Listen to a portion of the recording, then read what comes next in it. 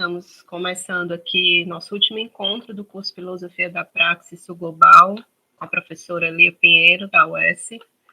Vai continuar hoje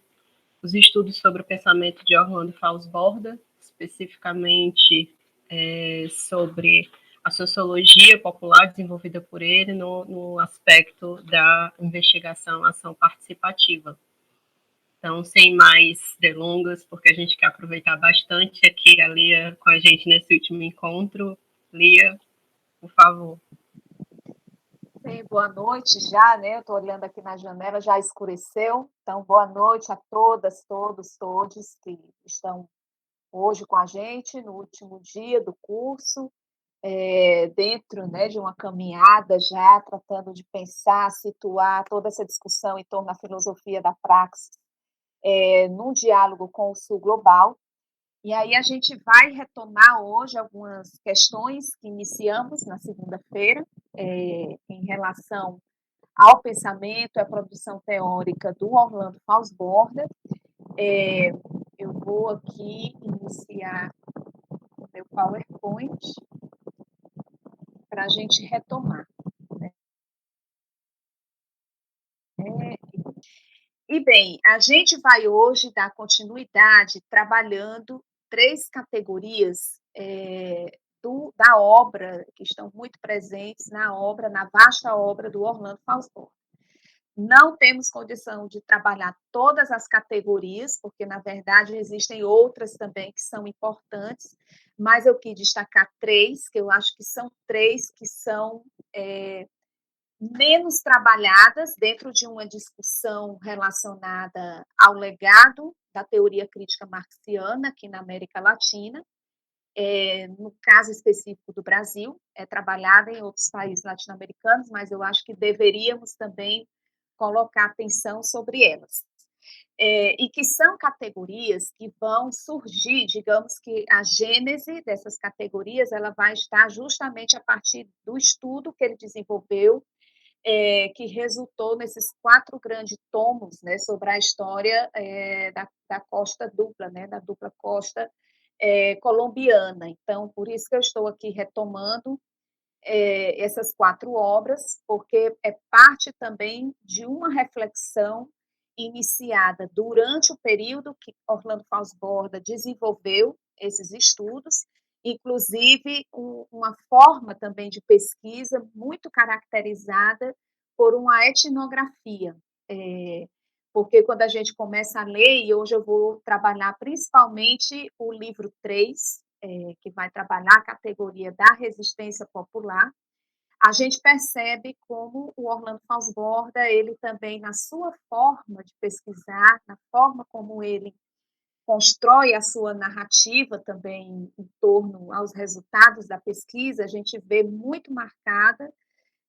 uma escrita etnográfica, e a gente vê também um diálogo muito importante com a história, com a própria antropologia, além, né, da sua própria formação como sociólogo. Então, estou só passando aqui o que nós tínhamos já trabalhado na aula anterior. Bem, como eu disse, né, a gente vai trabalhar hoje 2 categorias que são importantes dentro da obra do Orlando Falsborda, que uma é a resistência popular e a outra é a própria concepção da ciência popular. Né? A gente tinha visto na aula anterior, eu falei, frisei aqui com vocês, de que o Orlando Falsborda, ele vai também, dentro da sua trajetória social, como intelectual, ele vai pensar de uma forma muito permanente qual é o papel de um processo de construção da ciência em termos de pensá-la dentro de um compromisso ético, pensá-la dentro de um compromisso político, dentro de um compromisso com a causa popular, e especialmente a sociologia, como ele coloca, né, nos seus textos, a própria natureza da sociologia como uma ciência que está diretamente relacionada com a análise e a interpretação de fenômenos sociais, socioculturais, políticos, econômicos, no sentido, né, mais amplo, o papel que essa ciência tem dentro de uma perspectiva crítica de ser justamente um espaço propício para se pensar uma dimensão ética, uma dimensão de compromisso político, e não menos importante, considerando o período histórico em que o Orlando Fosborda desenvolve também a sua obra, uma ciência para a emancipação, desculpe, e a libertação, né? Por isso que ele vai falar da necessidade de construir uma sociologia da libertação, também em diálogo, em consonância com um período histórico muito caracterizado pela influência também da teologia da libertação, a influência também da filosofia da libertação, e um contexto também regional, marcado por processos revolucionários e por um contexto de crise também, que vai ser ocasionada tanto do ponto de vista da construção mesmo da história social e política da América Latina, como também aquela crise que vai ser potencializada nos contextos, né, de golpe, de emergência de processos ditatoriais e de também um processo de intensificação da violência também que vai caracterizar países da região e, em particular, a Colômbia. Bem, então, essa categoria da resistência popular, ela vai estar analisada nesse terceiro livro, desse tomo, né, esses 4 tomos que eu mostrei para vocês anteriormente. E ela vai emergir a partir de um próprio processo do Orlando Fosborda de estabelecer realmente uma análise de caráter histórico para compreender, no sentido dos processos políticos, dos processos históricos da costa atlântica colombiana, como é que foram se instituindo os processos de dominação, de exploração, como é que foi se erigindo essa dialética dominação e exploração nesse território. E aí é interessante porque o Orlando Fosborda ele vai também tratar de entender, né, que para compreender um processo contemporâneo, como ele também estava interessado, né, como é que ele entende a questão da violência, a questão agrária, a questão dos conflitos também dentro da Colômbia, numa abordagem contemporânea, seria necessário justamente estabelecer esse passo anterior, de entender também os processos históricos que levaram à conformação de uma base social, de uma base econômica e política, de como é que vai se caracterizar esses processos de expropriação territorial em um momento histórico de consolidação do capitalismo como sistema produtivo e um sistema também político-ideológico que vai se consolidar em toda a América Latina em razão dos processos de colonização. Então, o Orlando Fosborda ele vai justamente argumentar que esse processo de entendimento, né, de como é que foi o processo de escravização indígena na Colômbia, como é que se deu também o processo de ruptura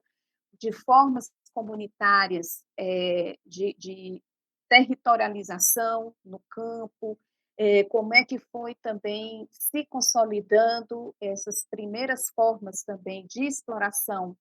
baseada dentro de um modelo de capitalismo agrário. Todo esse processo ele deveria ser resgatado desde um viés histórico e, como diz o Orlando Fosborda, também fazendo uso da memória e da história oral como elementos importantes de reconstrução fidedigna do que seria essa característica de um processo de dominação e exploração no sentido mais completo, né, dentro de uma recuperação desse processo numa memória histórica mais ampliada. E ele vai dizer isso porque justamente ele considera que a gente voltar-se, esse retorno a essas raízes históricas, ele vai ter uma dupla funcionalidade. Por um lado, vai permitir com que a gente consiga construir, uma compreensão crítica do processo histórico dessa acumulação capitalista a partir de um processo de expropriação territorial. Então, você tem como identificar essas raízes históricas, observar quais são as suas caracterizações, observar também até que ponto você vai ter elementos de convergência ou de divergência em relação a outros processos históricos, sejam de caráter nacional, porque no caso ele estava analisando o caso da costa, né, mas também seria importante, inclusive, para entender se em outras partes do país seria da mesma forma, se teriam diferenças, mas também colocar em perspectiva para entender mesmo a dinâmica em relação a esse processo numa escala latino-americana, em relação também a um processo para além da América Latina. Então, a história, você observá-la com um rigor metodológico e tratando também de recuperar aquilo que não foi dito, e principalmente aquilo que não foi dito pelos sujeitos que vivenciaram diretamente esse processo, a partir de uma tradição oral, a partir de uma tradição dessa memória que atravessa também as gerações e vai também trazendo esse relato de como cada comunidade, cada povo, cada grupo, né, social vivenciou esse processo, também vai ser importante para que você tenha essa dimensão na sua totalidade. E uma segunda perspectiva também para compreender o impacto desse processo histórico dentro de um processo, né, contemporâneo de desenvolvimento do capitalismo, né, enquanto capitalismo agrário, né, considerando também que uma marca dessa natureza do nosso desenvolvimento dependente subordinado, ela vai ter no capitalismo agrário justamente o espaço dessa reprodução do capitalismo, que isso vai ser histórico, como eu falei para vocês na aula anterior, ele já é instaurado dentro do próprio processo de colonização da América Latina e de transformar a América Latina como aquela que vai prover a mão de obra escravizada, também a matéria-prima e toda essa lógica, né, de manutenção do norte, no caso de uma Europa, que é a que coloniza, mas que depois, dentro do processo histórico, você vai ter também não vai mudar a natureza dessa forma de exploração e dominação, porque a América Latina ela vai permanecer tendo essa função dentro do capitalismo em uma dinâmica geopolítica mais ampliada, né, entre norte e sul. E aí o Orlando Faussbord ele vai observar que realmente há uma dinâmica de expropriação que se dá no campo, há uma caracterização desses processos de expropriação, mas como ele coloca no seu texto, esse processo ele não vai se dar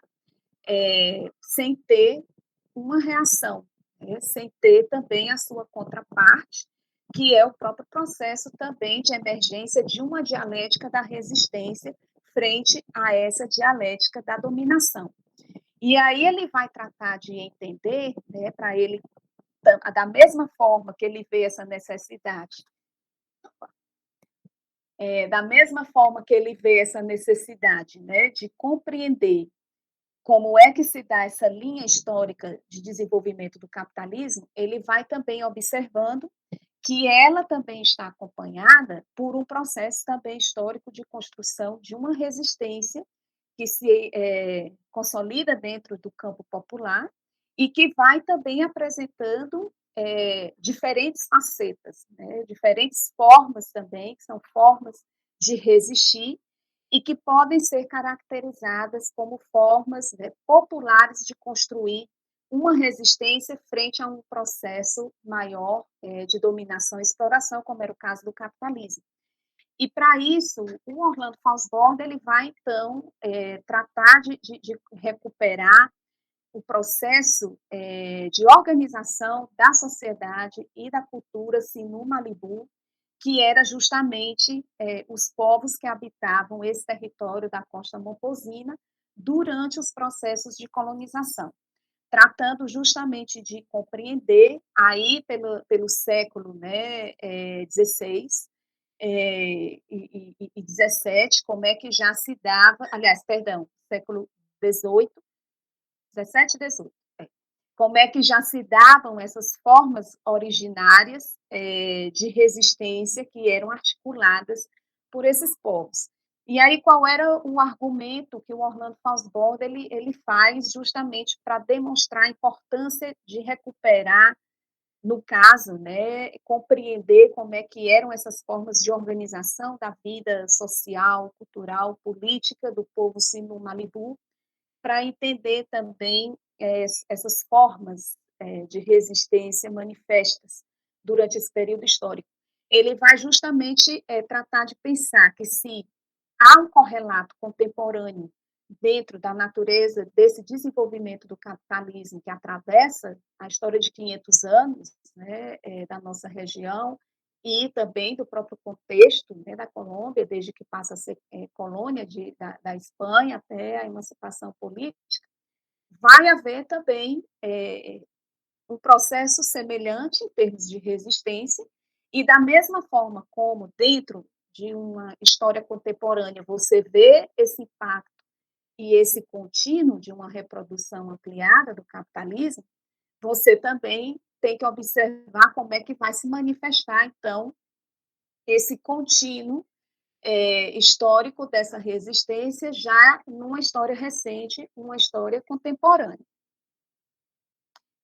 Então, ele vai colocar, né, dentro do seu texto, e aqui eu trouxe justamente uma parte, né, traduzida. Ele vai dizer: o que nos interessa agora é compreender as estratégias específicas de reprodução através das quais esta sociedade indígena respondeu ao desafio da conquista europeia, porque, bem ou mal, conseguiu sobrevivê-la. Nesta resposta, seremos capazes de descobrir algumas raízes antigas de muito do que tentamos definir como consanguinidade. E aí eu deixei o termo, né, como ele coloca, que seria justamente essa forma de viver na costa, né, como você ser parte da costa, e de expressões do comportamento camponês em períodos posteriores. Houve estratégias sociais e políticas de ajustamento e resposta que, quando articulada intelectualmente, pode fornecer a base para um esquema explicativo sobre a resistência popular. Então, aqui, né, nessa parte desse trecho do capítulo que ele trabalha sobre a questão da resistência popular, ele vai justamente mostrar de que forma, né, essa convicção de que há de se entender também como é que estavam organizadas essas sociedades, e eram sociedades indígenas que já habitavam esse território, e como ele diz, eram sociedades que para nada tinham caráter de ser sociedades primitivas ou de pouca organização social, mas que, ao contrário, elas já tinham forma de organização social definidas, tinham papéis claros também entre os gêneros de mulheres e homens, inclusive eram sociedades conforme a caracterização que ele faz, porque ele faz uma longa caracterização dessas sociedades, numa perspectiva bem de relato etnográfico. Eram sociedades de base matrilinear, então eram sociedades que tinham já toda uma estrutura social de organização, também uma base econômica, formas também de circular esse processo também de produção dentro dessa sociedade, e que, portanto, né, elas, quando se encontram nesse fato histórico que é a colonização, vai ter um processo também de reação. E aí ele quer justamente entender essas raízes, para entender o que havia de organização social anterior, para tentar justamente estabelecer os nexos, estabelecer, né, os vínculos com uma possível interpretação do que seria também isso que ele chama, né, as expressões do comportamento camponês. E aqui veja, né, essa abordagem do Orlando Falsborda, para quem também já leu o José Carlos Mariátegui, que vai escrever justamente no final, né, da década de 20, o José Carlos Mariátegui também, pensando o caso peruano, ele também teve essa preocupação em entender como é que estavam organizadas as comunidades incas, né, antes do processo da conquista, inclusive para entender também como é que foi esse processo do próprio enfrentamento dos processos de colonização, mas também entender como é que estava organizada essa vida social de base comunitária, de base comunal, numa tentativa também de entender, inclusive, se havia a possibilidade de pensar uma proposta socialista que recuperasse também essas bases incaicas, né? E por isso que ele vai argumentar em favor do socialismo incaico, com essa perspectiva também de ver de que forma ainda há um remanescente nessa resistência que atravessa, né, a história da América Latina, na especificidade também de seus países. Então, a gente vai ver que em Orlando Fausto Borda e outros também, a gente vai ver dentro da produção latino-americana que essa questão ela sempre vai estar presente também para algumas pensadoras, alguns pensadores, dentro dos seus contextos nacionais, que pode mostrar dentro de um caleidoscópio ou, digamos, de uma fotografia mais ampliada da América Latina, que esses não são elementos menores quando você está pensando mesmo como construir uma resistência de caráter popular. E aí o Orlando Faussborn ele segue, né? Ele diz, olha, alguns estudiosos acreditam que mecanismos sutis ou latentes de mudança são ineficazes para uma transformação radical, porque eles não exprimem abertamente a luta de classe. No entanto, deve ficar claro para nós que o povo comum é mais inteligente, astuto e sagaz do que estes postulados simplistas implicam. A própria vida ensinou-lhes isso. Por exemplo, a cultura que chamamos popular, indispensável na análise da luta de classes, teve a sua própria fonte, a sua própria defesa nessas formas de resistência oculta, inomináveis, do povo de base camponesa e indígena. Né? Então, o Orlando Faussborda, no momento que ele começa a analisar essas sociedades que existiam, né, aí na costa moposina, ele vai observando que as formas de resistência, elas não necessariamente eram, ele diz que vai ter um momento na história colonial da Colômbia, que esses mecanismos eles vão ser mais sutis, desde a questão da espiritualidade, as formas, né, de você conseguir se acomodar dentro daquele território, então vão ser formas mais sutis, mas que vão mantendo também elementos dessa identidade sociocultural e também de uma permanência naquele território, de não abrir mão de estar naquele território, até momentos mais explícitos de enfrentamento direto a partir de rebeliões, como ele diz que também vai ter guerras e rebeliões contra os espanhóis, já num enfrentamento muito mais amplo. E aí ele vai justamente destacar, né, que é importante compreender essas outras formas também de resistência. E aqui eu acho que é também uma questão fundamental para nós pensarmos dentro de um processo de elaboração teórica, mas também em termos, né, de uma interpretação política, porque aqui vai justamente recair aquilo que eu dizia para vocês na aula passada, de como é que você estabelece uma reconciliação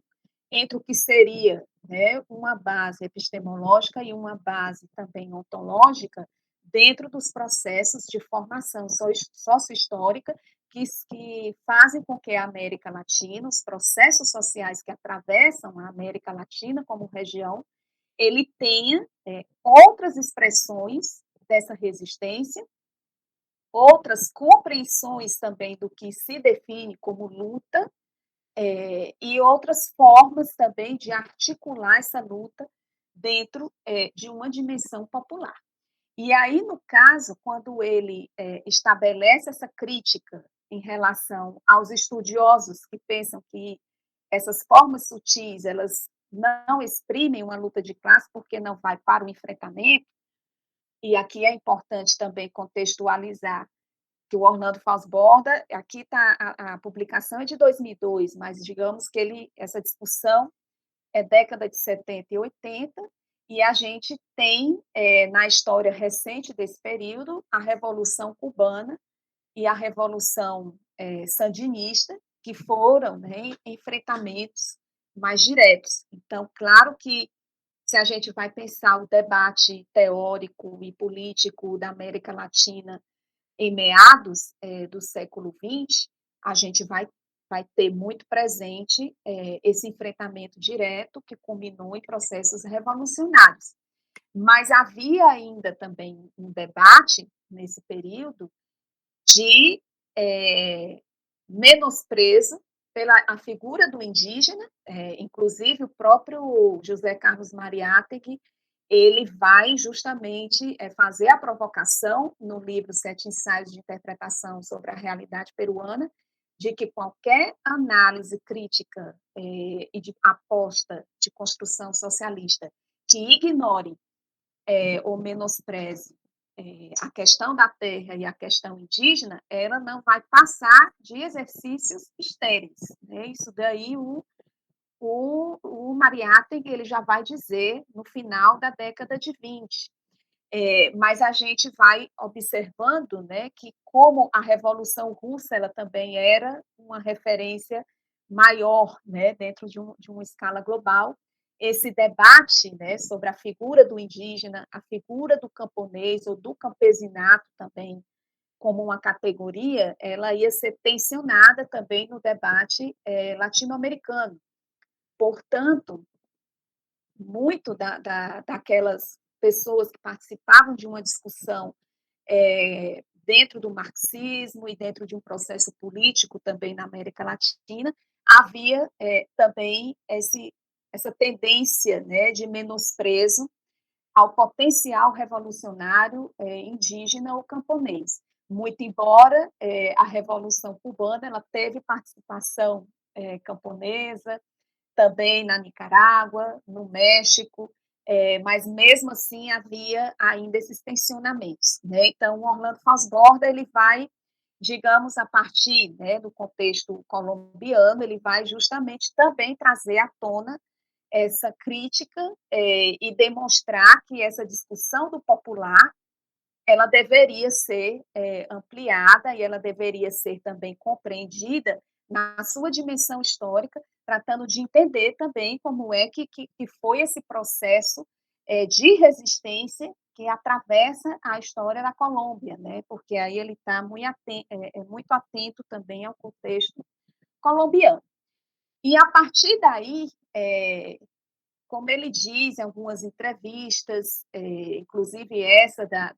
do conceito de sente pensante, essa experiência que ele teve na costa moposina, toda a experiência da pesquisa em si, que para ele considera que isso foi um momento de uma profunda aprendizagem em termos epistemológicos, de como você pensar realmente a construção de um método de pesquisa, um processo mesmo de pensar determinado fenômeno, determinada realidade,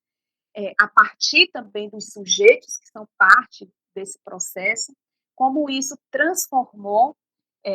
a própria formação dele, o olhar dele em torno ao seu próprio país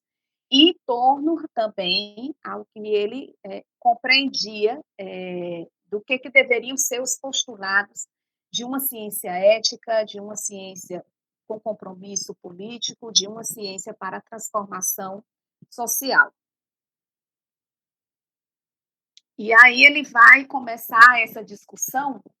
né, de como é que você pensa uma ciência para uma causa popular, que inclusive esse vai ser o título de um livro que ele vai escrever com outros 3 autores, que eu vou, referenciar mais à frente, mas ele vai justamente, estabelecer essa reflexão, da importância também de estabelecer uma relação entre o científico e o político, entre ciência e política. Não nesse sentido, talvez que a gente até veja hoje, porque acho que hoje a gente está no momento do debate, né, do negacionismo e de uma dimensão da política que atravessa, a produção da ciência, mas no sentido mesmo de manipulá-la e, desvalorizá-la ou inclusive negá-la, mas no sentido muito mais, profundo, né, dessa compreensão mesmo da política, no sentido mesmo de emancipação, no sentido de como pensar processos, de formação, de emancipação, de libertação, que eram eixos de discussão fortes, né, durante esse período em que o Orlando Fosborda também está atuando, pesquisando e pensando. Então, ele vai justamente argumentar que essa ciência pensada para uma causa popular, ela deveria justamente estabelecer essa relação entre a dimensão política e o que se esperaria também desse conhecimento científico produzido. E pensar também um método que estivesse a serviço da causa popular. Num esforço, e aqui eu fiz também a citação, né, usando a mesma linguagem que ele usa, num esforço mesmo de contenção da dominação imperialista e da oligarquia tradicional, que aí nesse período ele está justamente escrevendo em um momento histórico em que já há uma ofensiva imperialista instaurada na América Latina, evidenciada nos processos de golpes militares que aconteceram no Sul, né, na América do Sul, e também dentro da Colômbia, que também não vai ser muito diferente de outros países da América Latina, você também vai ter a oligarquia local como sendo também uma força política importante e que também vai ser muito determinante nessa natureza da dominação e exploração dentro dos contextos nacionais. Então, ele vai justamente pensar isso, né? Como é que você cria um método que ele não só seja um método que nos permita interpretar os fatores, né, os fatos sociais, as causas, os fenômenos sociais, como é que você institui também um método que ele possa também ter esse papel de construir processos que possam conter e superar todo o processo de dominação que estava aí posto no contexto colombiano, mas também em toda a região latino-americana. E isso muito vinculado com essa dimensão mesmo ética de compromisso político com todos os setores populares, com as organizações que eram parte, né, desse amplo campo popular. E isso, o Orlando Fosborda, ele vai também ter, né, a própria influência do Camilo Torres, ele vai também estar participando, né, dos circuitos de discussão política de caráter revolucionário, e por isso que o popular também ele vai estar presente, né, para ele. O popular não só por ser do povo, mas o popular nessa dimensão mais política de como construir uma unidade popular e pensar também um Estado socialista que fosse pautado a partir também de uma concepção de unidade popular. Então, a partir daí, o Orlando Fosborda ele vai realmente, né, compondo em diálogo com outros pesquisadores militantes, né, da sua geração, o que seria essa concepção da pesquisa militante, né, essa categoria central também dentro da discussão do Orlando Fosborda. E ele vai justamente revelar 3 grandes influências para ele, para pensar realmente esse caráter, né? Como é que tem que ser pensado, compreendido a pesquisa militante e o pesquisador militante, né? E hoje ampliamos, né, também a pesquisadora militante. E aí ele vai beber mesmo das fontes, né, do próprio Mao Tse Tung, de pensar realmente uma ação política das massas às massas, pensar a partir mesmo, né, não de uma postura de vanguarda, e aí é importante ter claro isso, né, que dentro da perspectiva revolucionária do Mao Tse Tung, essa vanguarda, ela na verdade, né, o sujeito revolucionário, o Exército Vermelho, né, e o povo camponês eram eles os sujeitos revolucionários. Então, a revolução ela ia ser feita realmente a partir de uma ação das massas, né? E aí o Tse Tung vai justamente dizer, né, há de se fazer uma articulação que seja das massas para as massas, né? E isso também pensado dentro de outros processos, como no caso do Lênin, no livro O que Fazer, quando ele também destaca a importância de pensar as formas de articulação do movimento operário russo, mas também pensando o papel do campesinato, né, que no contexto russo também vai ter aí a sua posição política também de destaque, né, dentro desse processo. E no caso vietnamita, o Orlando Faussbord ele vai também recuperar do GIAP essa discussão, né, de como é que se promove também uma articulação camponesa. Ou seja, essa pesquisa militante, ela pensada, né, dentro dessa dimensão de uma articulação de uma ciência para uma causa popular, ela tem que ser pensada também enquanto método de como você construir um processo de interpretação da realidade que ele não esteja pautado nesse método positivista ou nas formas como se pesquisava dentro das universidades, e isso o Orlando Faussbord é o que ele vai justamente tecer a crítica, mas de como é que você realmente se articula um processo de organização da base popular e tratando realmente de subsidiar processos de interpretação dessa realidade, conjunturais, processos de interpretação mais históricos, né, tratando de trazer elementos da ordem histórica e que permita a essas organizações ter muito claro como é que elas vão também construir as suas próprias estratégias internas de superação da crise, né? Como a crise também vai ser, como a gente viu na aula passada, vai ser outra categoria importante para ele. Então, o Orlando Faussbord ele vai dizer, né, que tem essa concepção de ciência para uma causa popular, ela tem os seus próprios pressupostos teórico-políticos e os seus pressupostos também metodológicos. Em relação aos primeiros, né, primeiro pressuposto é que uma pesquisa militante ela tem que estar a serviço de uma causa popular. Ou seja, né, ela não é apenas uma pesquisa para você identificar como se caracteriza determinado processo, mas ela vai ter um compromisso muito mais profundo no sentido de realmente interpretar a natureza das contradições que atravessam aquele fenômeno que está sendo analisado, né? E quais são os sujeitos que são parte daquele processo sociohistórico.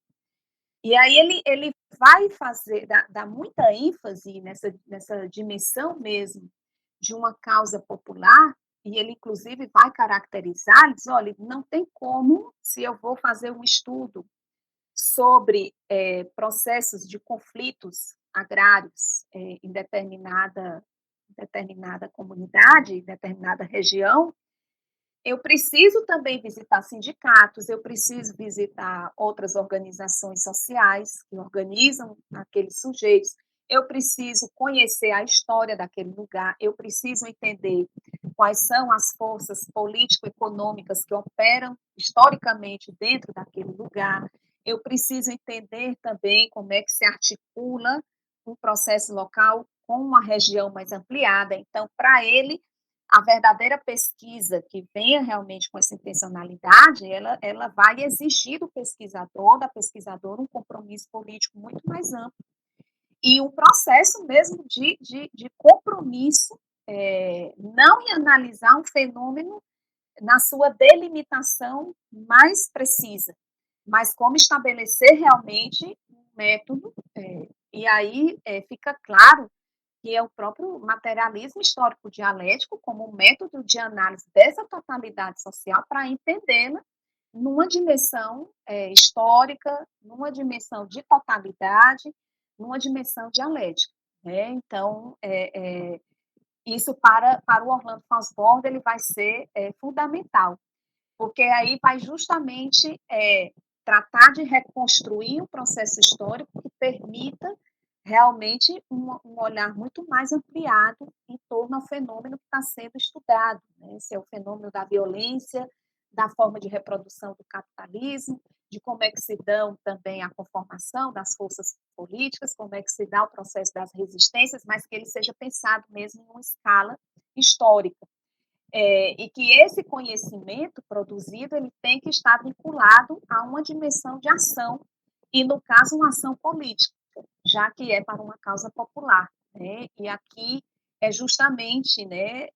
como se vai aí se revelando esse conceito de praxis para o Orlando Fosborda, de como é que se evidencia dentro dessa perspectiva ampliada da ciência para a causa popular. E também nessa articulação, como ele coloca, entre a história, a memória e a luta de classes. Mas essa luta de classes pensada também com autonomia, como ele coloca, né, de não ser uma luta de classes que ela também possa revelar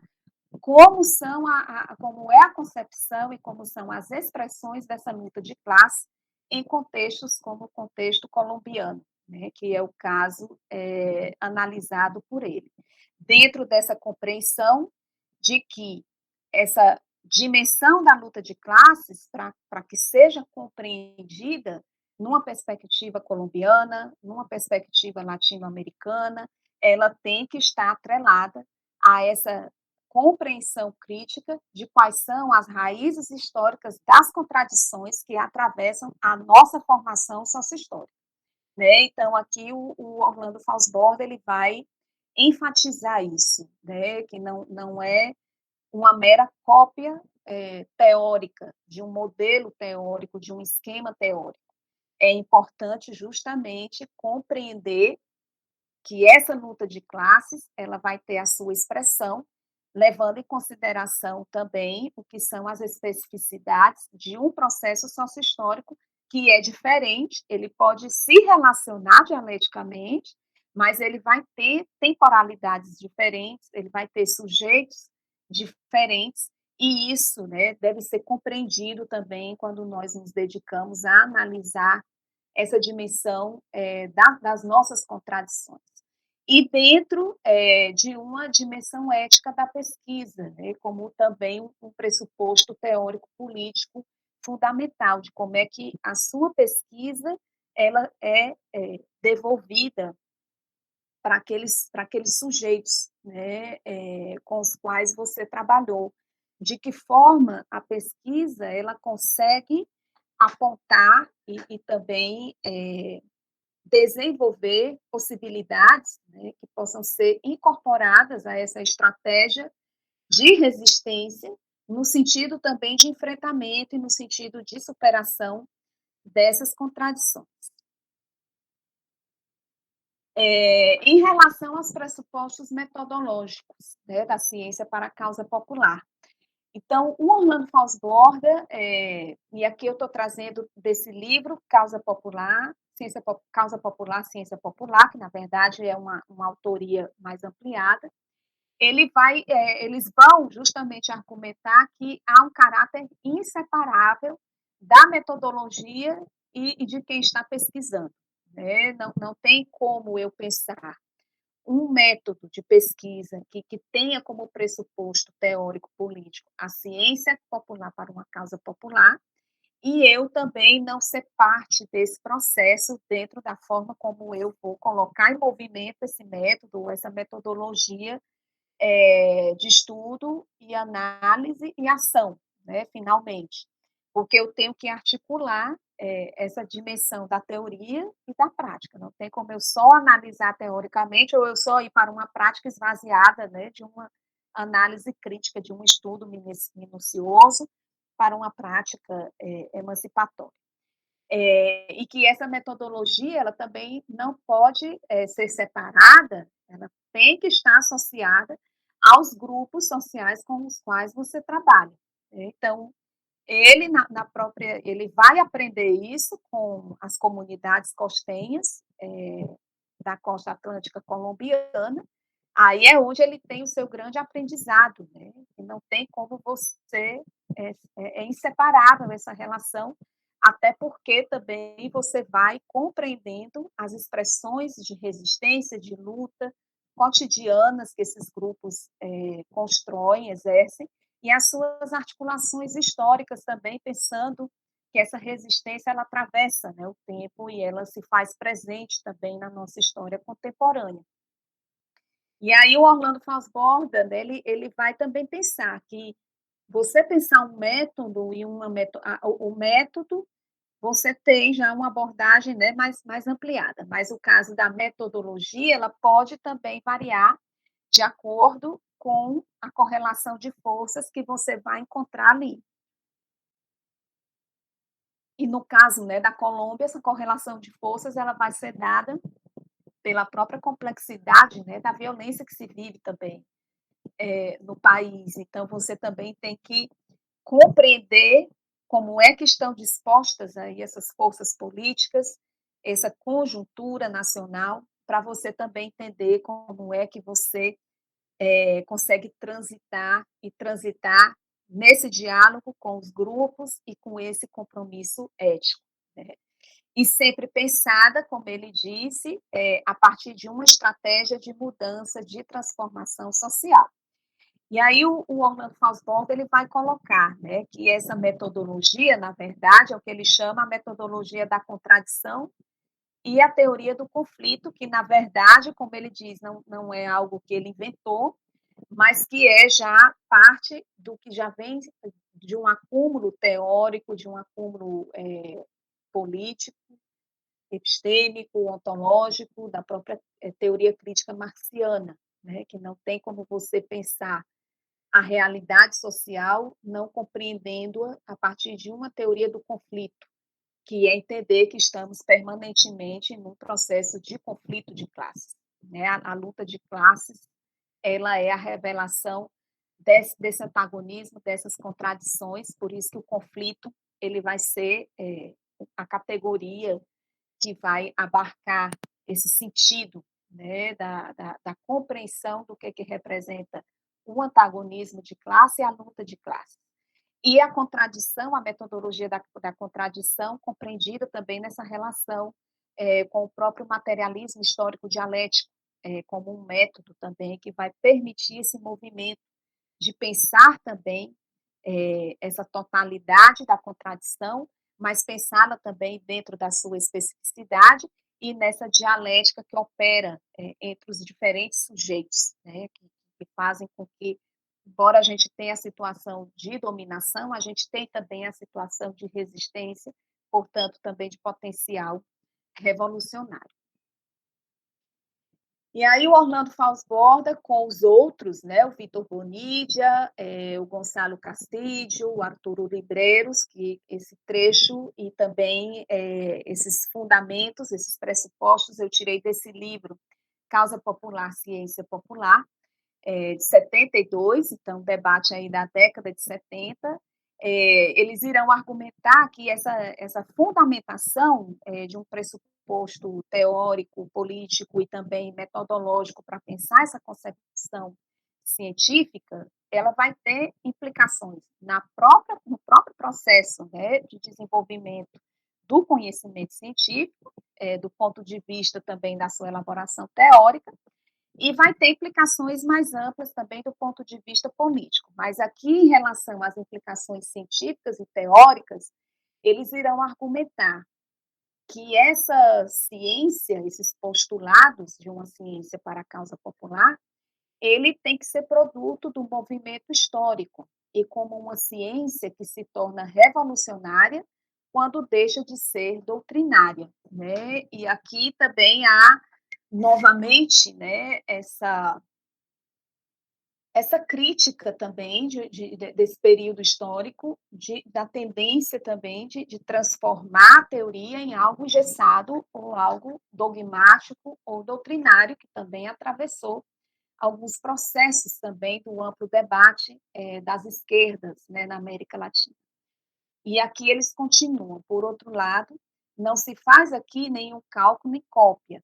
de teorias tal como são formuladas em outras latitudes e países. Nem se recai no colonialismo intelectual de esquerda que castrou tanto grupos revolucionários e universitários, porque o método de estudo-ação procura sustentar-se na realidade colombiana, nutrir-se dela, ao tempo que exige uma resposta autêntica a essas realidades em termos de atos e evidências, e não só de palavras e debates meramente ideológicos. Então, aí também a gente vê novamente essa preocupação, né, de como você não recair também em um sentido mais hermético, doutrinário ou dogmático de apreensão da teoria crítica e de que forma você pode também estar aberto a entender esse processo sociohistórico que nos caracteriza, e isso também foi algo que o Mariátegui também pensou no contexto peruano, o próprio Pablo Gonçalves Casanova, que nós não estudamos, né, aqui, mas também vai pensar em relação ao contexto mexicano e também latino-americano, e tantos outros e outras, né, pensaram também como é que a gente faz com que essa teoria, e aí não foi o Orlando Fausborda, mas há um outro teórico colombiano, agora foi o nome, mas ele justamente dizia como é que a gente nacionaliza o Marx, né? Como é que o Marx ele se nacionaliza aqui na nossa discussão. Essa necessidade de uma tradutibilidade e de uma tradutibilidade que não seja exclusiva de um determinado grupo e que exclua outros por não concordar, né, ou não compreender as formas também de luta e resistência desses outros sujeitos. E aí o Orlando Fausborda, né, ele vai justamente entrar, né, nessa discussão da investigação-ação participativa, que vai ser, digamos, né, um dos legados importantes da obra do Orlando Fausborda, e que ele vai trabalhar, como ele mesmo diz, é o tomo 2 daquela série de 4 livros, onde ele vai apresentar a investigação-ação participativa, mas é um processo de construção que ele surge justamente como uma síntese de todo esse percurso de aprendizagem do Orlando Fausborda, né, de como a experiência dele também como pesquisador, e um pesquisador que já na sua formação universitária, já no seu retorno à Colômbia, e dentro de uma preocupação também de fundar uma faculdade, a primeira faculdade de sociologia na América Latina, essa preocupação também em construir um processo de formação acadêmica que também tivesse a sua originalidade, que tivesse também a sua autonomia em termos de produção intelectual, um processo também dialogado com outros companheiros e companheiras que também estavam nesse processo de instituir a base de um pensamento social latino-americano, como é toda a década, né, de 50, 60, 70, mas também o início, né, do século XX, mas a gente vai ver que esses 30 anos, né, até final da década de 60, é onde a gente vê de forma mais marcada esse esforço de construção de um pensamento social latino-americano, muito inspirado também nos processos revolucionários que tinham acontecido na região, muito inspirados nessa necessidade de também construir o seu próprio método de interpretação da realidade social, em diálogo com o legado também da teoria marxista, mas sem ser uma mera cópia, como muitos, né, vão colocar. E todo esse processo histórico, como ele vai ser importante na formação intelectual e política do Orlando Fausto Borda, para justamente assentar as bases do que seria essa investigação ação participativa como uma síntese desse processo, né? Uma síntese de uma compreensão da dimensão da ciência para uma causa popular, da dimensão mesmo da pesquisa a partir de uma postura militante, dessa dimensão também de um diálogo permanente com os sujeitos e com os processos políticos, reconhecendo também a sua dimensão histórica, que não são processos que nascem do nada, mas que há uma dimensão histórica. Então, a investigação, ação participativa, ela vai, segundo as palavras do próprio Orlando Fausto Borda, ela se pretende ser um método de interpretação e ação dentro de uma realidade social e que possa integrar diferentes áreas, né? Como ele dizia, a sociologia com a geografia, a história, a filosofia, a educação, mas que tenha esse caráter interdisciplinar, porque ela vai ser a base, né, de produção de um conhecimento que se constitui dentro de uma realidade que é diversa. Então, você vai justamente pensar que não tem como nós pensarmos, interpretarmos essa realidade se também não dialogarmos com essas diferentes, né, áreas,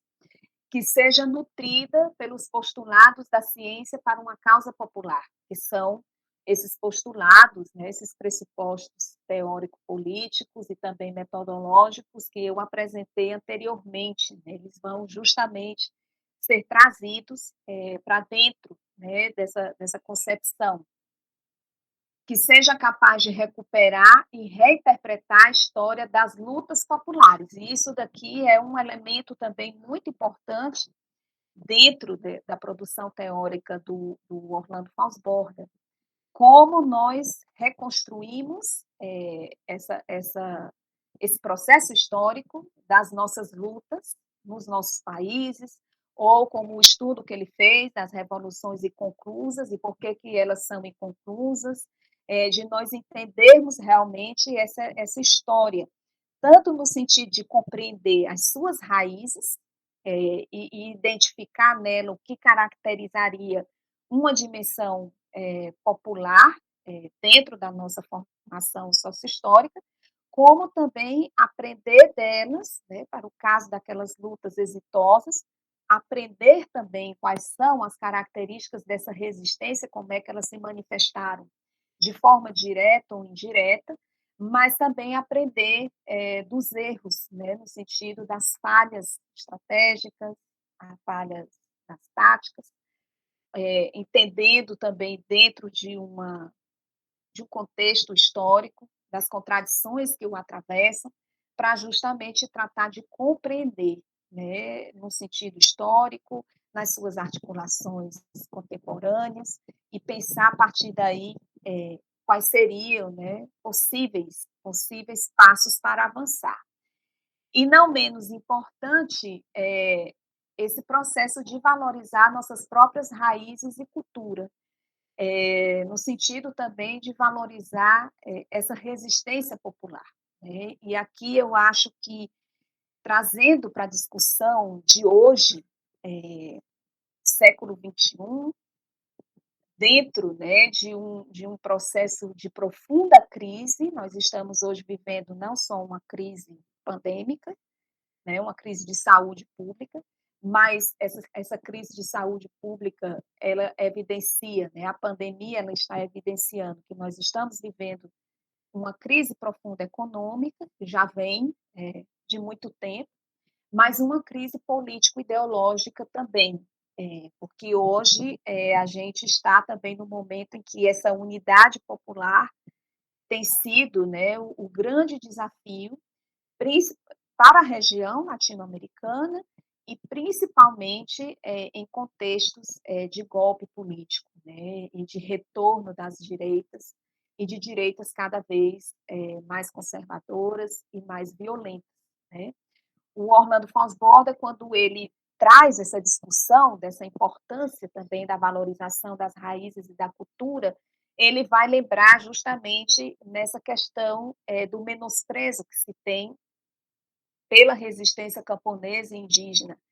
E ele vai justamente dizer que há de se romper com essa cisma ideológica, né? Ele diz que tem que ter uma ruptura com essa cisma ideológica de você também ou já tem um modelo pronto e tem que ser esse modelo e não há margem para processos, então não há margem para o diálogo, mas só para a crítica, ou você não entender, né? Não entender que ali também há uma dimensão de luta de classe, que ali também há uma dimensão de resistência popular, que ali também há um processo de acúmulo também histórico e que se manifesta. Então, eu vou terminando, né, aqui a minha exposição, até para a gente poder também abrir para o diálogo, justamente deixando esses últimos elementos da investigação ação participativa como sendo uma síntese de uma discussão muito mais ampla dentro da obra do Orlando Fonsborda e que tem realmente essa intencionalidade de recuperar essa dimensão sente-pensante da nossa interpretação histórica, né? Entendendo também que nós somos trabalhadores, mas nós também somos indígenas, somos camponeses, somos populações negras, né? Somos populações ribeirinhas, e que a gente precisa também recuperar a história das nossas lutas, porque, como ele mesmo colocou, se hoje ainda existem indígenas, existem povos camponeses, existem povos negros, é porque eles conseguiram sobreviver. E se conseguiram sobreviver, não foi só por uma dimensão unilateral de que lhes permitiram sobreviver, que às vezes isso é o que se conta dentro de uma história oficial, mas também dentro de uma produção teórica da esquerda, de uma parte dela. Mas eles também existem porque eles também lutaram, porque também houve uma dimensão de resistência que ela tem que ser compreendida e também no sentido de pensar esse popular no sentido mais amplo e de pensar também como construir uma unidade popular. Uma unidade popular em que a gente compreenda que o que talvez se debata como luta de classes dentro de uma abordagem como classe trabalhadora, pode ser que para o movimento indígena ele está falando a mesma coisa, mas a gente não consegue entender porque não usa o mesmo conceito. Inclusive, o Orlando Fonsborda, ele vai, quando ele apresenta a discussão sobre a subversão, ele vai dizer como essa dimensão da linguagem é algo que deve ser pensado com muito cuidado, porque ela é o que vai guardar essa cisma ideológica, né? Essa dimensão da linguagem é o que vai albergar aí essa cisma ideológica que às vezes nos impede também de entender aos nossos processos de luta e resistência histórica. Então, eu vou aqui parar de compartilhar e abrir aqui para a gente poder, né, dialogar. Obrigada, Lia. Que bom que a gente está chegando ao final do curso com o Orlando Fonsborda, né? Porque ele desenvolve, né, e aprofunda muita coisa que o Gramsci apontava nos cadernos, né, dessa relação do intelectual orgânico com as massas, né, essa necessária simbiose que deveria haver entre intelectual e massa, e nos conceitos que ele vai desenvolvendo, e principalmente aqui, como você bem apresentou, do desenvolvimento dessa pesquisa militante, né, não se, esse intelectual se integrar organicamente, não se colocar apenas como observador, né, ele vai desenvolver essa ideia no texto, né, em relação às causas em si do próprio processo revolucionário, né, e isso é uma contribuição no sentido também lá do caderno 12, que o Gramsci vai falar com o advento da escola unitária, ela ela é um desdobramento, um desenvolvimento de toda a sociedade, né? Então, é nesse sentido aqui que ele vai também desenvolvendo isso. Então, para que investigar, né? Para quem investigar, né? Então, essa neutralidade axiológica, essa neutralidade científica que permeia o campo e especialmente, né, também o campo da esquerda que está inserida dentro da universidade, há uma tendência, infelizmente, de se voltar para esse desenvolvimento da pesquisa pela pesquisa, né, e não envolvida realmente com a praxis e o processo de transformação. Então, a gente tem aqui algumas perguntas, né, já aqui pipocando no chat aqui para você. Então, a gente tem duas da Emanuele e Eugênio, né, que ela pede para você comentar um pouco mais sobre as inspirações e leituras que o Fausto Borda vai fazer sobre Lenin e Mao Tse Tung, e como ele faz a articulação camponesa, né? Como é que ele pensava essa articulação camponesa. Acho que a gente poderia ampliar essa pergunta também, não só da articulação camponesa, mas como um todo, né? Como é que ele pensava essa articulação para a unidade. E a Patrícia pede para você falar um pouco mais sobre a ruptura com a cisma ideológica, né? Que seria a teoria do conflito, também volta aqui a Emanuele perguntando, a teoria do conflito como metodologia da contradição. E aqui tem um comentário da Rosália, para a gente fechar esse primeiro bloco, né?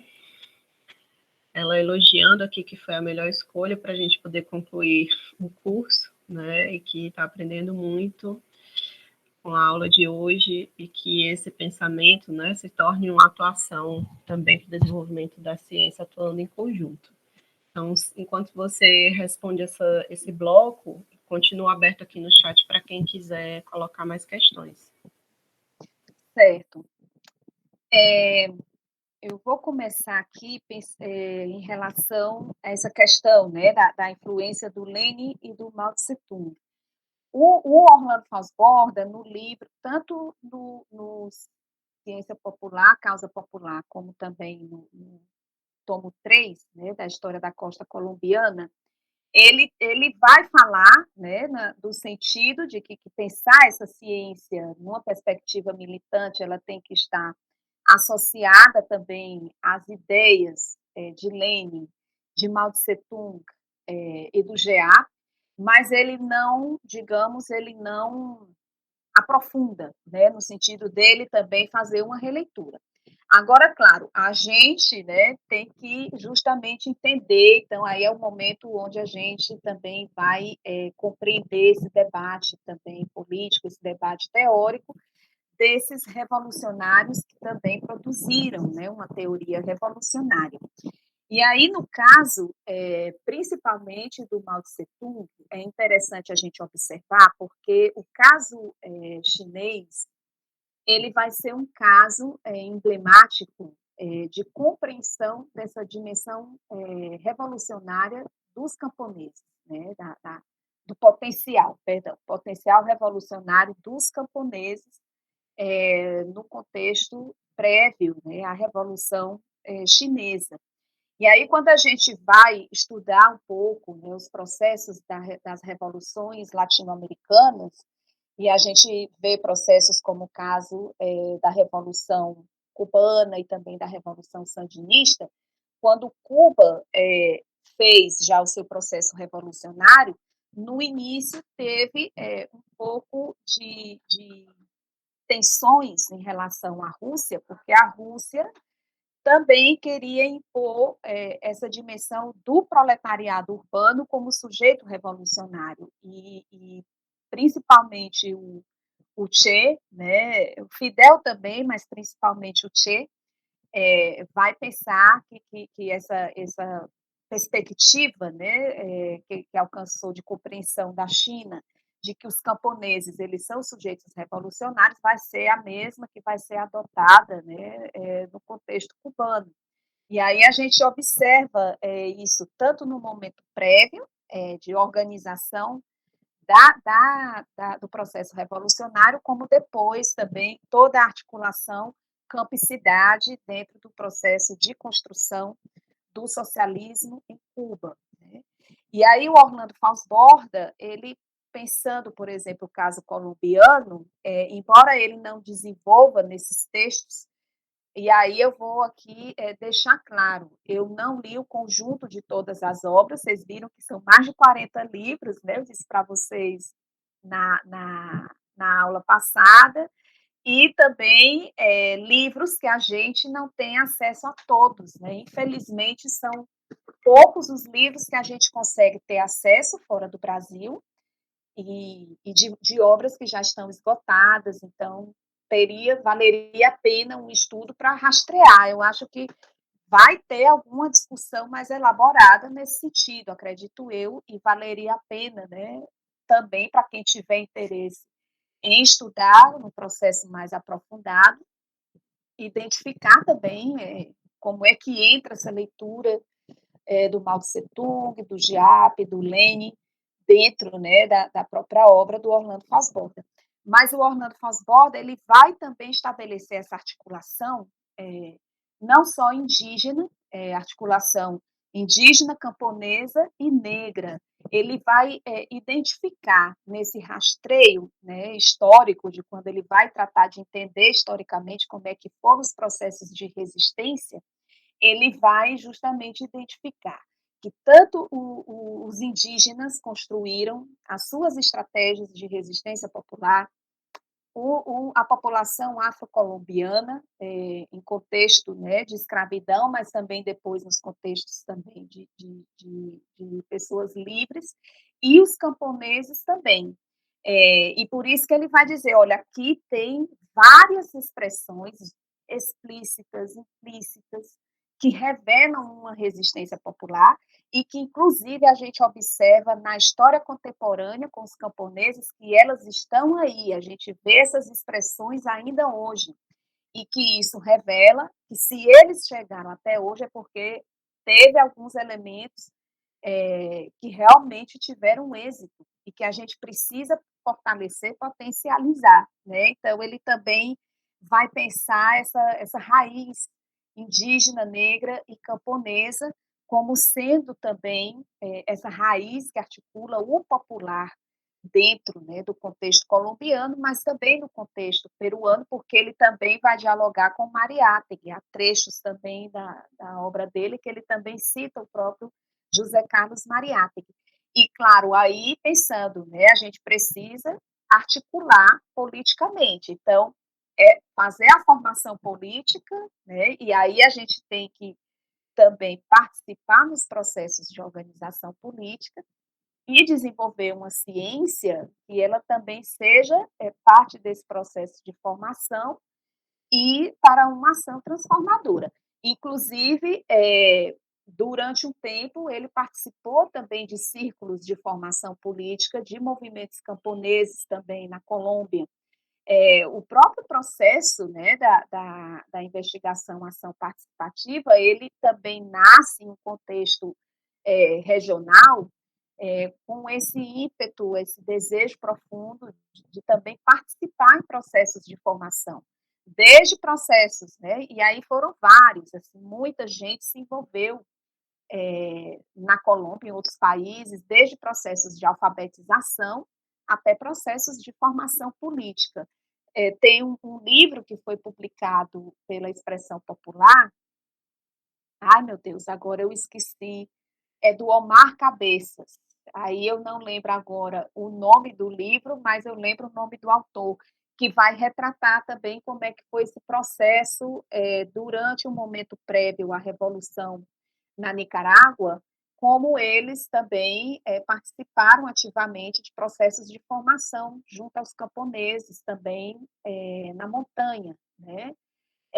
Então, assim, a gente tem um contexto de muita também efervescência de processos de formação político concreta. Então, essa compreensão da ciência, ela também é resultado de um momento político que também gerou território fértil para que pudesse florescer essa concepção e também as experiências. E aí, a última pergunta, como é que a gente pode fazer essa ruptura, com essa cisma ideológica, que eu falasse mais da cisma ideológica, né, e como é que se relaciona com essa teoria do conflito, que a teoria do conflito é justamente o próprio marxismo, a teoria marxista, compreendida como aquela teoria que vai nos fazer entender a natureza das contradições sociais que são resultado de contradições de classe, né, da natureza de um modelo civilizatório pautado na exploração e na dominação, e na dominação material e dominação também subjetiva, né, ideológica, como também o próprio Orlando Fosborda coloca. Bem, a própria proposta dele da investigação ação participativa, ela é já uma proposta em si para romper com essa cisma, e ele vai chamar essa cisma ideológica justamente essa tendência de um espectro da esquerda, e é a própria esquerda também marxista, de ter uma postura mais dogmática,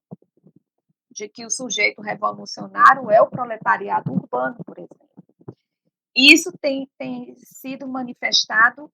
em outros países, né? O José Carlos Mariátegui, ele vai se ver aí frente a essa discussão, inclusive na Terceira Internacional Comunista, quando ele é interpelado por teóricos e militantes que não concordavam com ele em relação a pensar o sujeito indígena como sujeito revolucionário. O próprio Orlando Fosborda vai identificar também essa tendência, e a gente vê ainda nos dias de hoje algumas incompreensões do próprio processo de resistência histórica da América Latina, que a gente tem aí marcadamente a presença camponesa em processos revolucionários, presença indígena em processos revolucionários, presença camponesa, indígena, negra, também processos revolucionários, e nas lutas históricas presentes, que são lutas também anticapitalistas, mas que às vezes elas são menosprezadas ou são criticadas por uma vanguarda intelectual, que desenvolve muito mais uma pesquisa teórica do que uma pesquisa vinculada realmente a uma compreensão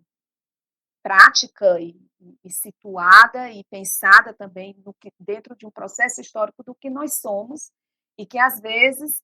considera que algumas expressões de resistência do presente elas não são válidas, ou que são menores dentro do que eles consideram que deve ser a luta para a emancipação, que tem ficado muito restrita a uma dimensão eleitoral, partidária, em algumas apostas apenas na dimensão do Estado, sem considerar também o campo popular, a sociedade civil. Então, assim, são debates da década de 70 que demonstravam essa cisma ideológica e que a gente continua observando 40 anos depois, né? Uma cisma que às vezes é resultado dessas incompreensões, até mesmo do que nós somos como processo sócio-histórico, né? O que é a América Latina. E aí a gente traz, né, é interessante que a proposta desse curso de pensar a filosofia da praxis ao sul global, ela é de fundamental importância para a gente entender mesmo que as nossas regiões ao sul, elas vão ter também formas de resistência que não necessariamente elas vão ser iguais aos contextos de resistência históricos que nós conhecemos no norte global, em países que se tornaram referências para nós, né? E aí eu fico pensando o próprio debate contemporâneo de outros autores, como o Theodor Channing e toda a recuperação da vernácula a partir dessas cartas, né, de Marx a Vera Zasulich, quando ele realmente já reconsidera, que são os escritos tardios, esse potencial revolucionário também dos camponeses, né, e que isso tem sido recuperado por muitos movimentos aqui na América Latina, e aí a gente tem no Brasil o próprio o movimento de pequenos agricultores, o debate também dentro da própria Via Campesina, que também vai recuperar essa discussão. Outras lutas históricas, como o caso do movimento zapatista no México, que tem sido um dos casos mais emblemáticos de rejeição por parte, né, de um setor também de teóricas do marxismo, porque também acham que não entendem também a concepção de resistência que se constrói aí no contexto do México, com o zapatismo, mas também com outros movimentos, ou na Guatemala, para dar alguns exemplos, né, de tensão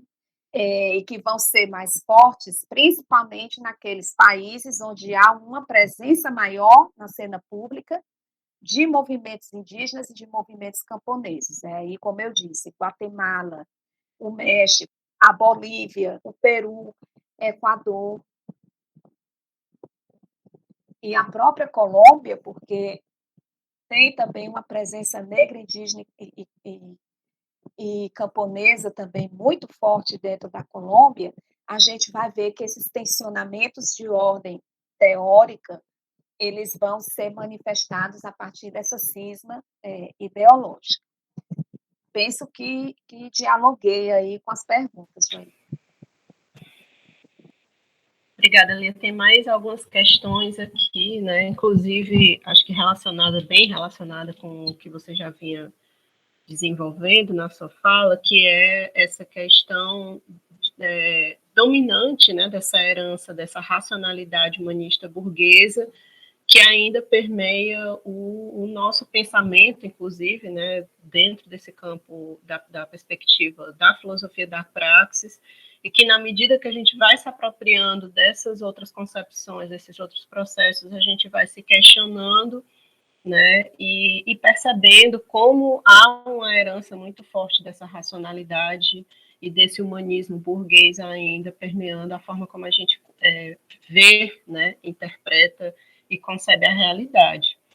Então, inclusive essa pergunta, né, vou complementar aqui um pouco a pergunta da Emanuele, porque ela faz uma pergunta que é sobre a dimensão ética da pesquisa, e durante a sua fala você falou, citou em alguns momentos aí da sua fala hoje e no último encontro, sobre a espiritualidade. Então, dentro dessa questão da dimensão racional, né, dessa herança iluminista, a espiritualidade é uma coisa menor, é uma coisa que não é para ser enfrentada, não é para ser, enfim, é uma coisa que não é uma dimensão que a gente não deve se deter. Então, eu queria que você falasse um pouco sobre isso, como é que o Orlando Falsborda enfrenta isso, como é que ele desenvolve, entende, compreende, que eu acho que tem a ver aqui com a pergunta da Emanuele sobre a dimensão ética da pesquisa. Ela também faz uma outra pergunta que eu vou tentar trazer aqui para ti num bloco só, que se articula com a pergunta da Antônia, né? Ela pergunta sobre as raízes históricas contraditórias da América Latina, né? E a Antônia já vai nessa esteira pensando sobre o avanço do conservadorismo reacionário na América Latina, né, e a intervenção do Estado no acirramento da luta de classes, especificamente do Brasil, como é que poderia ser pensado também essa resistência? A pergunta de 1 milhão para a gente pensar aqui, e a pergunta da ordem do dia. Olha, a pergunta da ordem do dia. Pois é, mas eu acho que tem também o elemento da tensão da cisma ideológica de hoje. Tá? A Joeline colocou agora o exemplo claro do que é uma cisma ideológica no sentido do Freire, né? Que é, perdão, do Paus-Borda,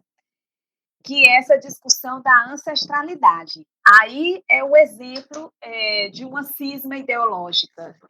justamente isso que Joeline colocou. Porque, veja,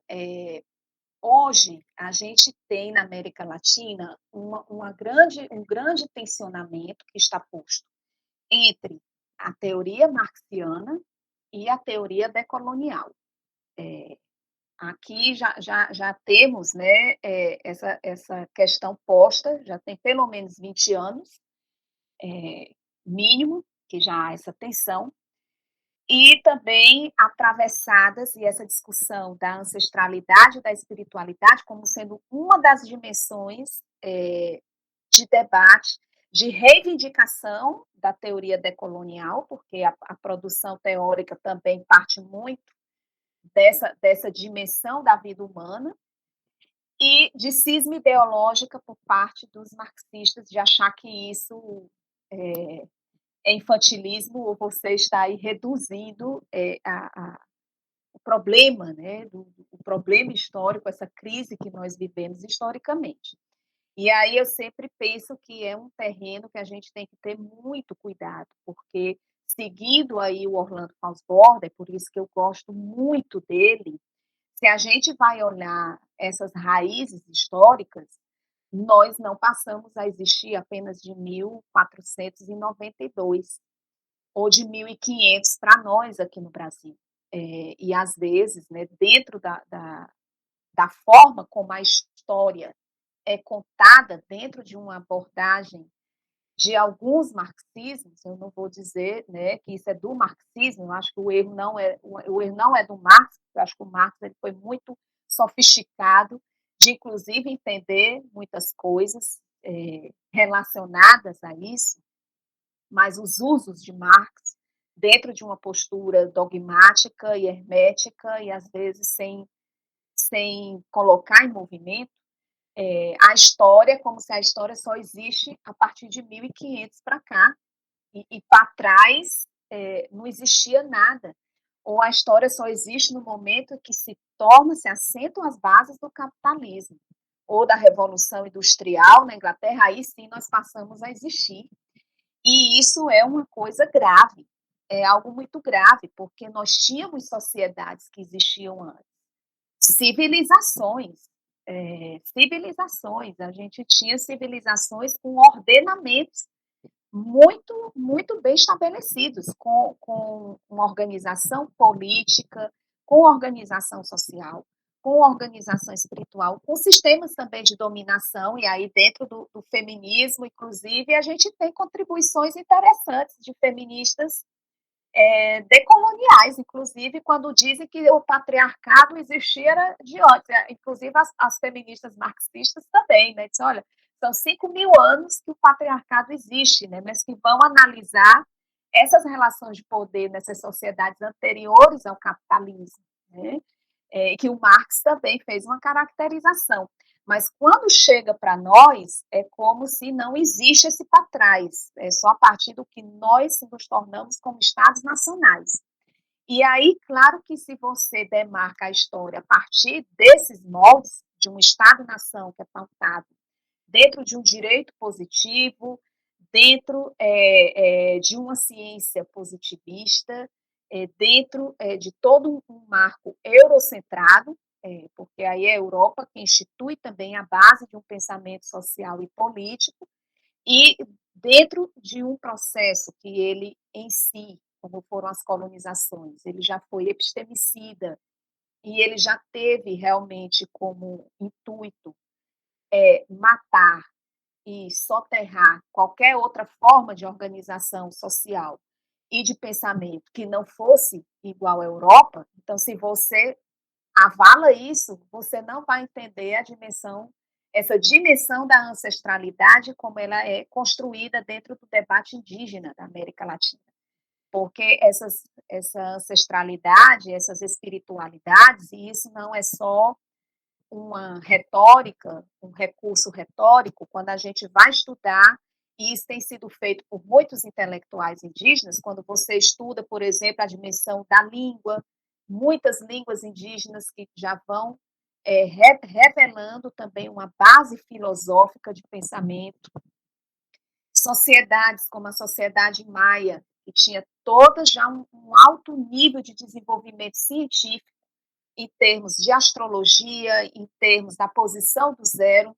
que foram os maias que colocaram aí a posição nula do zero, de ter um domínio da ciência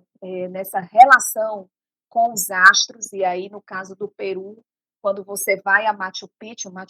foi uma cidade construída como um grande observatório, e tinha como prever muitas coisas em termos de catástrofe.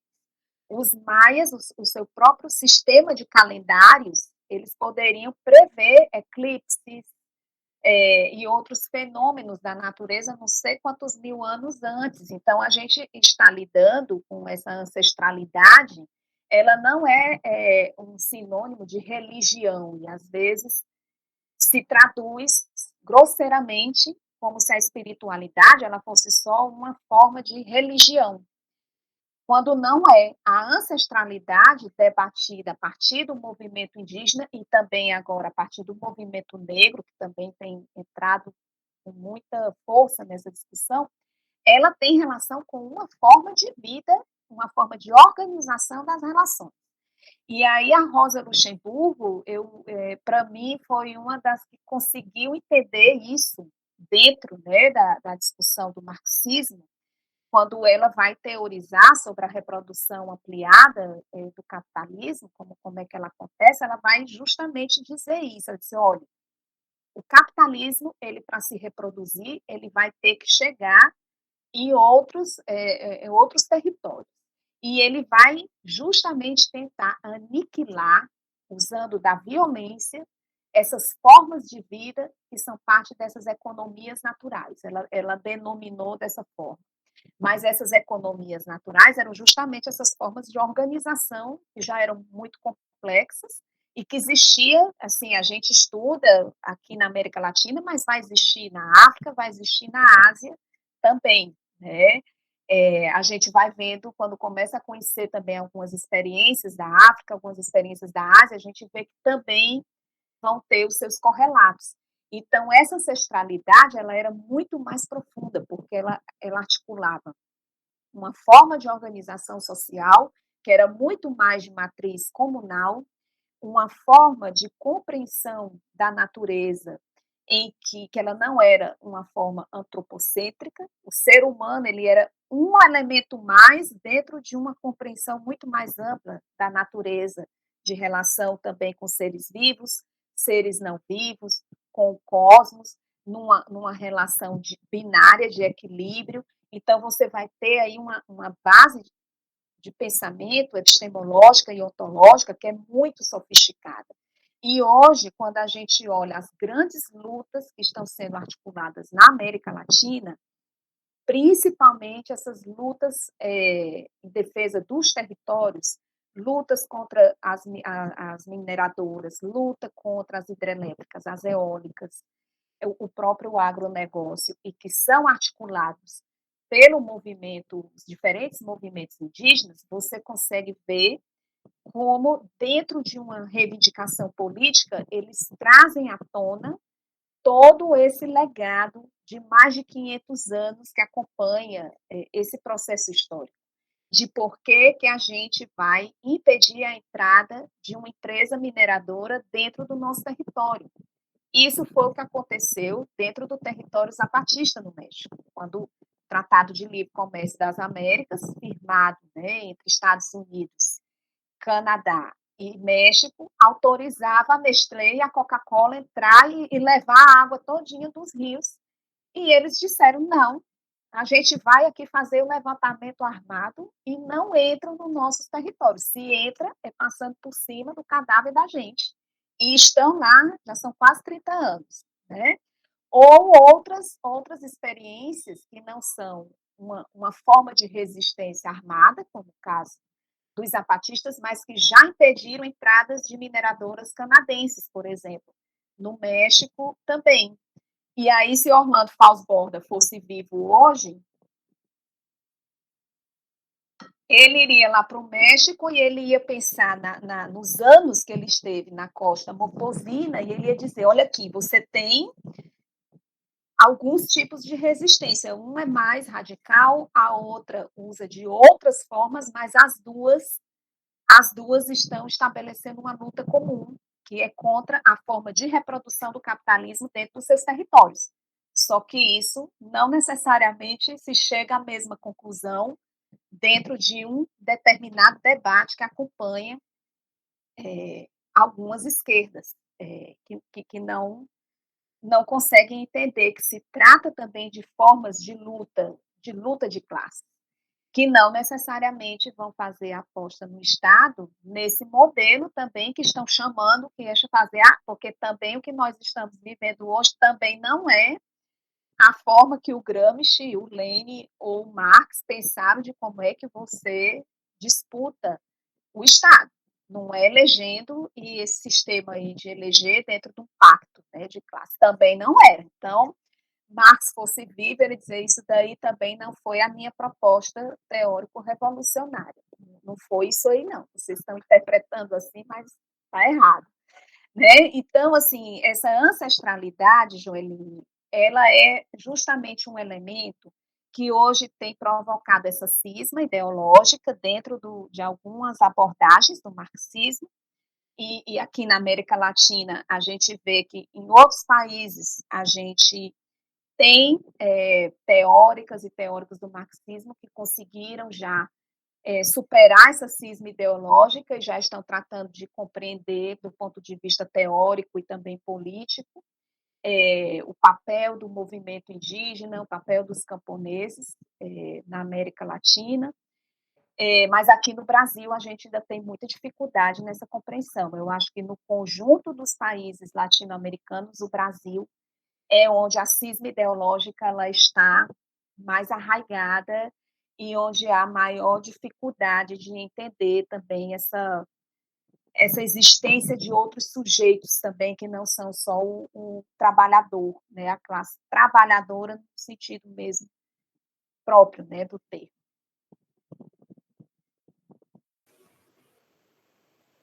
Tem a questão da ordem do dia aqui da Antônia, né? Como organizar, né, Com o especificamente aqui no avanço do Brasil. conservadorismo reacionário na América Latina, com a intervenção do Estado, como é que se articula a resistência, né? Veja, a gente não tem, assim, eu não, aqui a pergunta de 1 milhão, né, como estávamos dizendo, né, como é que articula? Eu acredito, assim, que a gente precisa criar esse espaço de compreensão dessa dimensão do popular, né? Eu tenho me interessado muito por essa categoria, o que é o popular, porque eu tenho observado que em outros países ela é muito forte, na Venezuela, na Colômbia, Cuba, também no México, na Argentina, em muitos países, né, sempre se debate essa discussão do campo popular, do poder popular, né, dessa dimensão da unidade popular, e eu acho que nós precisamos também avançar, porque isso vai ser algo decisivo dentro de um processo de construção de uma unidade de enfrentamento do fascismo. Acho que nós estamos nesse momento da história, de reviver processos como aconteceu na Itália, né, de como é que você estabelece uma luta antifascista. Não só aqui na América Latina, também na Ásia. A Ásia também está agora num momento muito forte também de golpes, está muito similar também à situação da América Latina. E aí a gente precisa justamente ver como é que a gente constrói dentro do ponto de vista, né, de um diálogo, essa unidade popular, não no sentido impositivo, mas no sentido mesmo de compreender as agendas de luta e convergi-las. Aqui no Brasil, a gente tem a experiência das frentes, né, a Frente Povo Sem Medo, a Frente Brasil Popular, eu tenho observado como iniciativas importantes de colocar também em diálogo uma variedade de organizações, movimentos, também partidos de esquerda,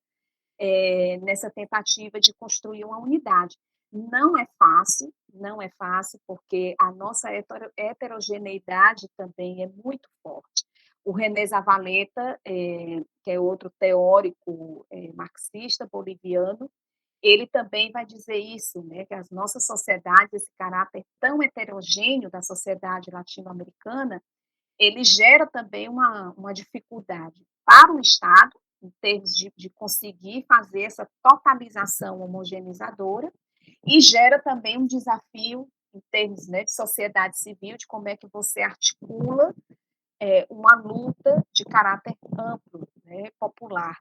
Então, isso também é parte da nossa formação histórica, e por isso que a gente tem muita dificuldade de construir essa unidade, né, pelo nosso próprio caráter heterogêneo. Mas eu acho que dentro de um desafio de estudo, como nós estamos fazendo aqui, né, de estabelecer o nosso próprio processo de autoformação, é um compromisso que devemos assumir de tentar fazer essa tradutibilidade também dessa teoria que para nós é tão cara, porque nasce de processos revolucionários, e dentro dos nossos espaços também de atuação, a gente também fomentar esse diálogo, né, nessa tentativa também de ler e conhecer também mais sobre nós, por isso que o Orlando Fausto-Borda vai defender, a gente precisa conhecer a nós mesmos, né, nossa formação cultural, social, e conhecer também os nossos processos históricos de resistência, para a gente entender que isso também é resistência. Né? A gente vai sonhar com um processo revolucionário, sim, mas se ele não acontece, a gente não continua resistindo. Então, isso também é um elemento desse processo, né, de compreender. Acho que por aí. Nos cadernos, né, principalmente no caderno 19, sobre o ressurgimento, Gramsci vai falar, né, como seria importante recuperar a história das classes subalternas, né, porque, como Marx vai dizer, as ideias dominantes têm sido as ideias das classes dominantes, então é preciso recuperar, sim, esse legado, né, embora tenha sido invisibilizado, tenha sido negado. Esse projeto, inclusive, tem compromisso com isso, de recuperar isso dentro dessa dialética, compreendendo também a filosofia da praxis no sul global, compreendendo também que as próprias classes subalternas ou aqueles que se colocam para falar por elas e fazer interpretações também estão sujeitos a reproduzir também ideais dominantes e também tem limitações, né? A gente está trazendo diversos autores aqui, trouxe diversos autores durante o curso, tanto que tratam em ter compromisso, assim como Orlando Fausto-Borda você está apresentando aqui, numa perspectiva militante de compromisso efetivo de transformação da praxis e pela praxis, como também submetendo à crítica aqueles que trazem algumas contribuições, mas não têm esse horizonte revolucionário, né, para a gente conhecer, porque o nosso papel é justamente esse, tentar se apropriar, fazendo a crítica da crítica, como o Marx falava, né? E o compromisso tem que ser esse, né? Não rejeitar, cair num dogmatismo improdutivo, estéril de rejeitar, porque esse autor não se alinha aqui com a perspectiva, mas analisar criticamente, né? Esse tem sido o viés do projeto, né, de tentar socializar esses conhecimentos, esse material todo que a gente está produzindo aqui junto com vocês, né, os professores e o grupo do Praxis e G-Gramsci vai estar disponível depois no canal do G-Gramsci, no YouTube, né, os primeiros materiais que a gente já disponibilizou em podcast, a nossa primeira edição do curso Marx e Marxismo, que a Lia também participou, está lá no podcast do G-Gramsci, o curso Marx Marxismo 2 já está sendo disponibilizado alguns vídeos, né? Hoje, inclusive, saiu da Lélia Gonzalez, a segunda parte. Na próxima semana a gente disponibiliza o Fanon. E todo esse conjunto de material também vai ficar disponível em breve. E a gente pretende continuar, né? Não se encerra aqui, a gente tem pretensão de fazer pelo menos a segunda edição do Filosofia da Praxis Global e continuar contando com a Lia, com os professores, com todo mundo que vem colaborando para a gente se apropriar desse conhecimento e conhecer a nossa própria história, né? Articulando história, memória, né? E o compromisso com esse processo de transformação efetiva, né? E urgente. E aí já agradeço aqui, Lia, mais uma vez. Espero que a gente continue aí pensando em novas possibilidades concretas e passo aí para ti, se você quiser fazer mais algumas considerações finais. Não, só agradecer o convite mais uma vez, como eu coloquei na aula passada, em outras ocasiões, para mim, iniciativas como essa, elas são fundamentais no processo de autoformação, isso que foi também um pressuposto que atravessou toda a produção teórica dessas pensadoras, desses pensadores, ao longo, né, da história. Então, somos nós também que nos formamos como classe, em si para si,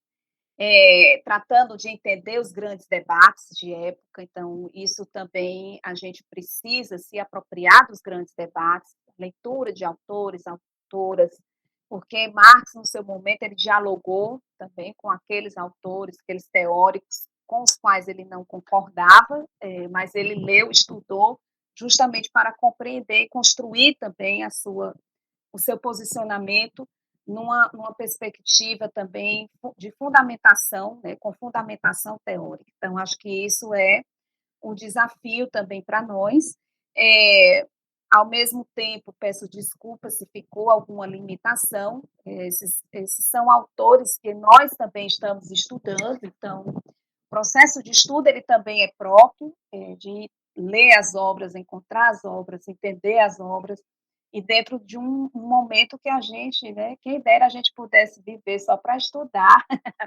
não podemos, né? Então a gente faz isso combinado com mais um conjunto de coisas.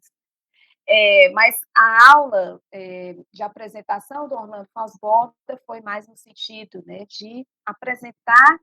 ainda que de forma breve, né, esse grande intelectual também do nosso pensamento social latino-americano, e que vocês sintam-se instigados a dar continuidade à leitura, ao estudo, a conhecer mais, dentro da limitação de acesso das obras, mas tem muita coisa ainda disponível